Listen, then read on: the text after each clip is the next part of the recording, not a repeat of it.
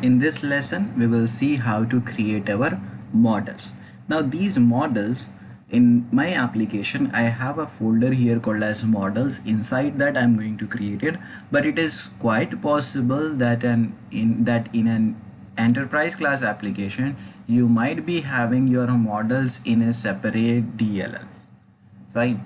So for my application, it's going to be within this folder because I'm going to work with a simple model here. So we will right click this particular folder and we will add a model. Models are nothing but your business objects and your entity classes.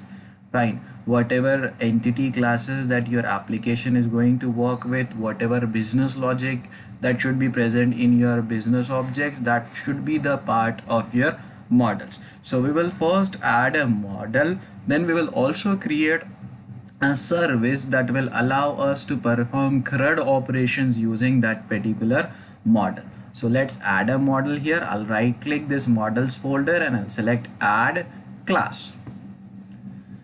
I am going to work with a simple model called as employee, and the employee in my case is going to have an ID, is going to have a name, and it's also going to have age. So three simple properties will be there in order to store this information about employee in my model. So we'll create a model here called as employee. First thing, I'm going to make it public. Now we are going to take advantage of WPF's data binding feature, wherein we may want to use two-way data binding. That is, whenever the user interface elements are updated, it should update the properties of my business object. Similarly, whenever my business objects properties are changed, then user interface element should also be updated. That we can do by using either dependency properties or by implementing an interface called as iNotify property change. So for this demo, we will be using iNotify property change interface. So here we will add the namespace where that interface is present. We'll say using system dot component model. This is the namespace where the interface called as iNotify property change is present, that can help us to provide the change notifications whenever a property's value is changed by invoking an event. So we will implement one interface here, say iNotify property changed. So this interface basically contains one event called as property changed event handler. This event handler needs to be invoked whenever any property that is supposed to provide a notification to your user interface element is changed. So let's say I have an ID property. Whenever value of ID property is changing, I want a notification, then I need to call this event handler. So first of all, we will create a method, a helper method that can call this event handler. Say private void, say on property changed. We will also specify the name of the property which is changing.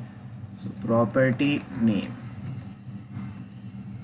We'll check whether there are any methods added for this event handler or not. If any methods are added, we will invoke them. If property changed is not equals to null, that means there are event handlers which are listening for this particular event, then we can invoke it. We'll say property changed,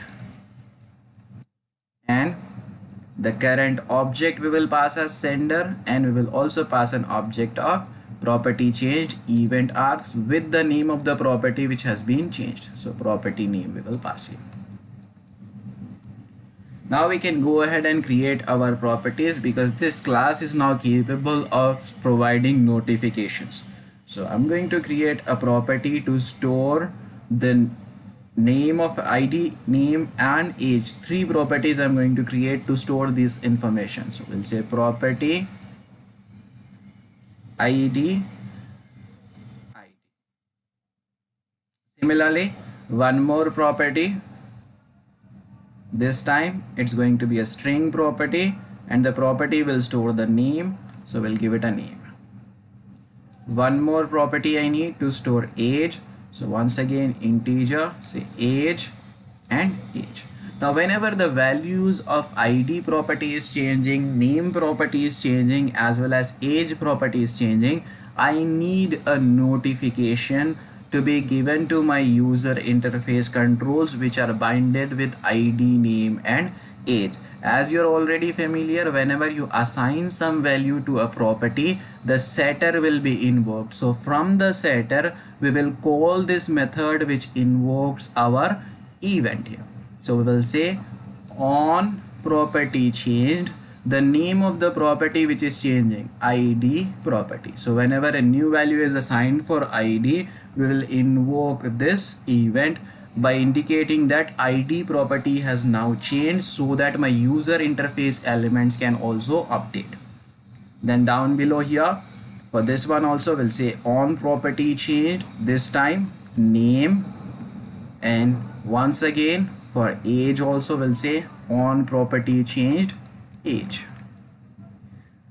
So whenever the value for ID, name and age is going to change, it's going to send a notification to any element that is data binded with these three properties. Now we have our model. We also need a service that can save these models into a database, retrieve the models from a database, update the models in the database and delete the models in the database. But right now we don't have a database, so I'm going to create a service that works with an in-memory collection of employees. So that we will do in the next video.